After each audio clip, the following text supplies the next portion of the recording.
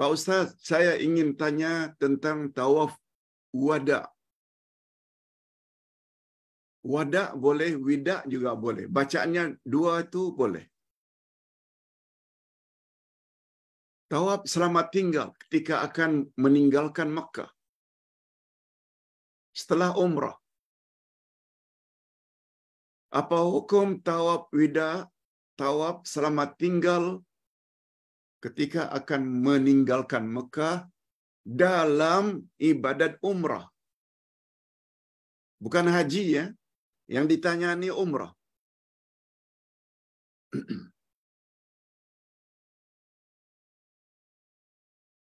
Hadirin dan hadirat, bagus juga kalau Ustaz jawab. Tawaf wida, tawaf selamat tinggal ketika akan meninggalkan kota Mekah, hukumnya wajib bagi orang haji. Itu ada dalilnya.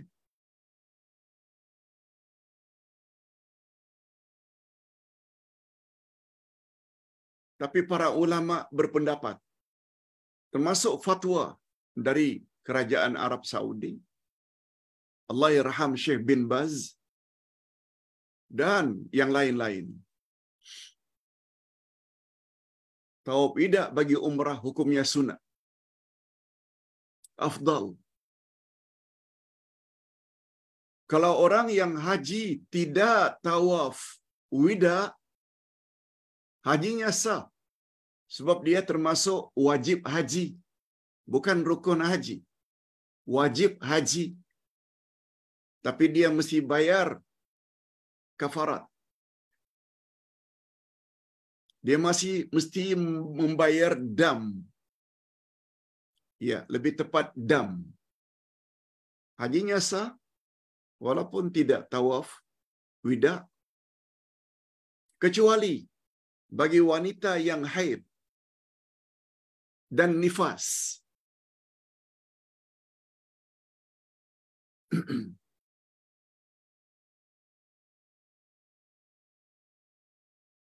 Tetapi untuk tawaf wida bagi ibadat umrah, majority berpendapat hukumnya hanya sunnah. Afdal, bagus bila buat, tetapi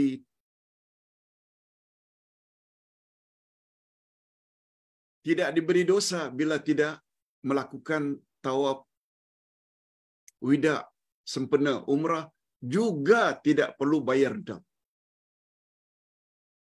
Itu jawaban singkat dari Ustaz tentang tawaf wida.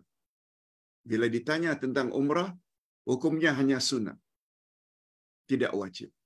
Yang wajib itu bila ibadat haji, mesti tawaf wida. Kalau tidak tawaf wida, hajinya tetap sah, tapi dia mesti bayar dam.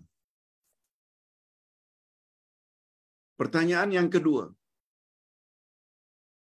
bagaimana Pak Ustaz jika seseorang batal wudu ketika tawaf? Ketika sa'i, ketika tahallul, perlukah diulang semuanya?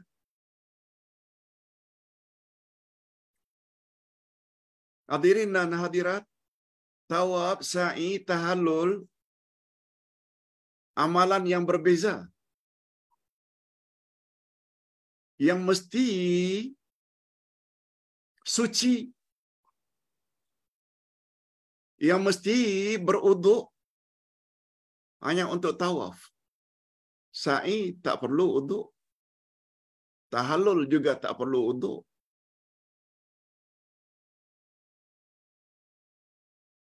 Tetapi tawaf, dia mesti beruduk.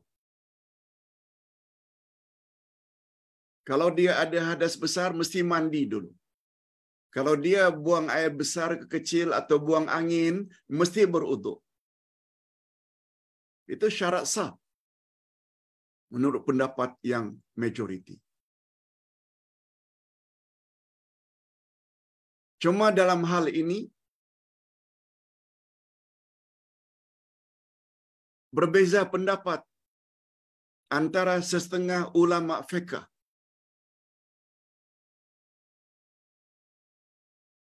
Bila baru 3 pusingan tawaf, lalu buang angin, kentut, atau ingin buang air kecil, sehingga keluar,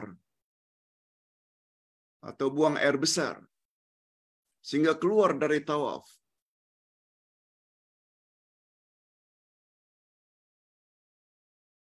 Ada pendapat yang mengatakan dia mesti ulang dari awal. Bila sudah beruduk, dia kena ulang dari awal.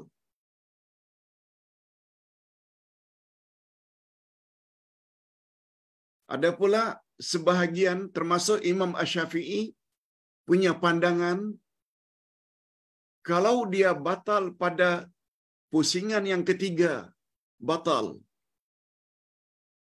Setelah dia beruduk, dia masuk balik, dia mulai dengan pusingan yang ketiga yang batal tadi.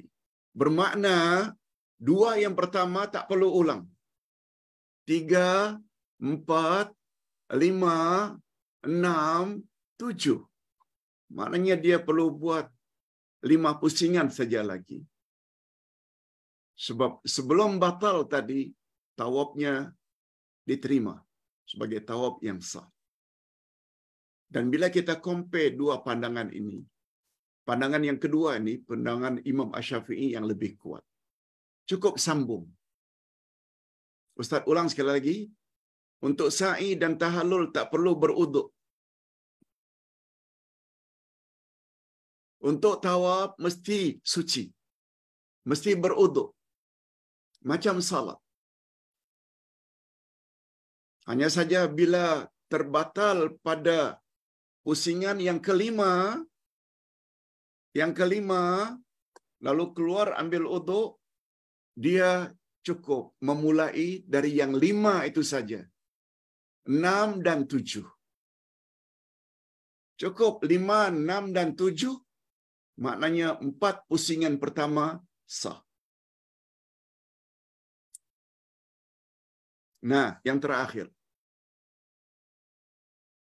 Pak Ustaz, apa makna qailulah? Apakah ia termasuk sunnah Nabi? Bagaimana caranya, Pak Ustaz? Hadirin dan hadirat, Ustaz yakin kita biasa dengar istilah qailulah. Qailulah maknanya tidur siang.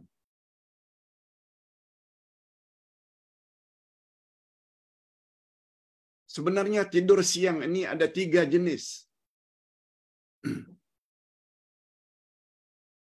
Ada namanya hailulah, ada namanya qailulah, ada namanya ailulah.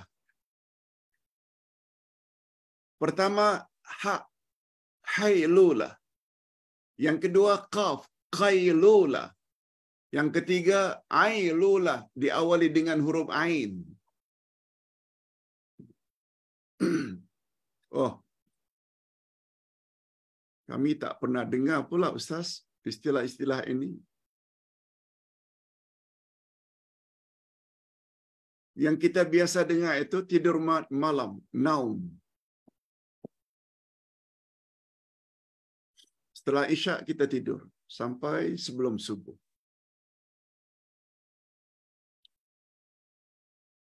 Tidur siang ini maknanya dari waktu siang.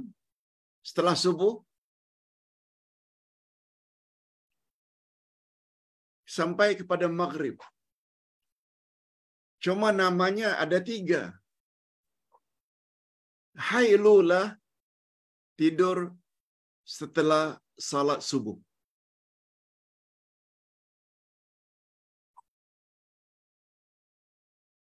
Tidur setelah salat subuh. Itu hailulah.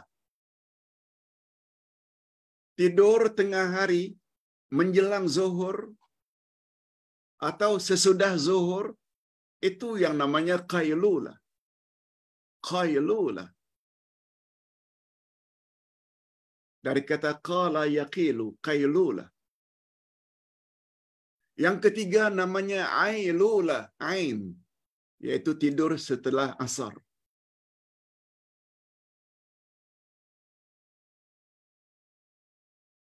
Tidur yang digalakkan oleh Nabi sallallahu alaihi wasallam hanya qailulah. Lebih kurang 20 menit ke setengah jam tidur sebelum zuhur atau sesudah zuhur. Itu namanya qailulah. Besar faedahnya. Lebih-lebih lagi bagi orang yang rajin salat malam, qiyamul lail. Sebab kedudukannya sama kedudukan sahur untuk puasa.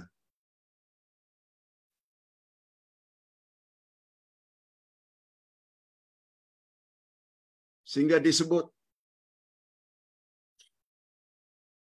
minta tolonglah kepada Allah agar kamu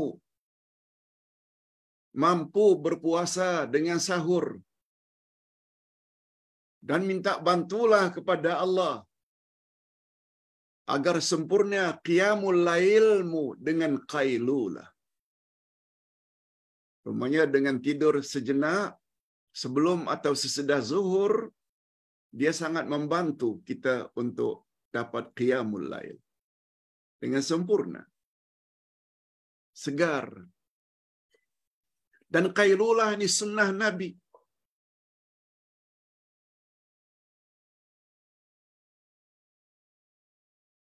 Sebab kata Nabi, syaitan musuhmu itu mereka tidak qailulah. Oleh sebab itu, bersikaplah kamu berbeza dengan syaitan. Karena syaitan tidak ada qailulah. Oleh sebab itu, Nabi sangat anjurkan adakan qailulah. Sama ada tidur sebelum zuhur atau sesudah zuhur. Mana ada yang mengatakan dia dapat menolong untuk menghilangkan tension, kemurungan, dan lain-lain. Ada yang berpendapat begitu.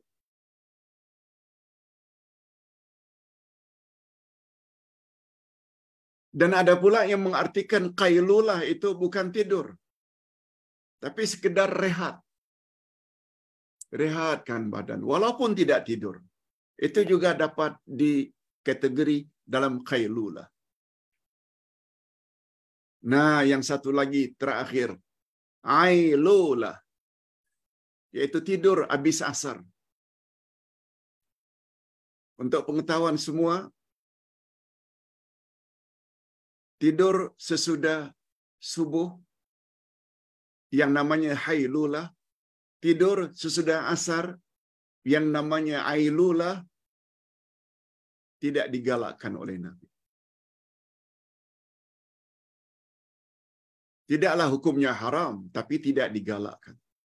Tapi yang digalakkan dan sunnah Nabi dapat pahala adalah qailulah.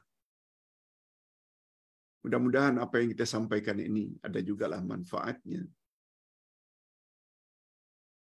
Kita sambung lagi esok insya-Allah. Hari Khamis dengan kitab Ke Arah Memahami Al-Quran dan Al-Hadis jilid 5 dengan topik tertentu.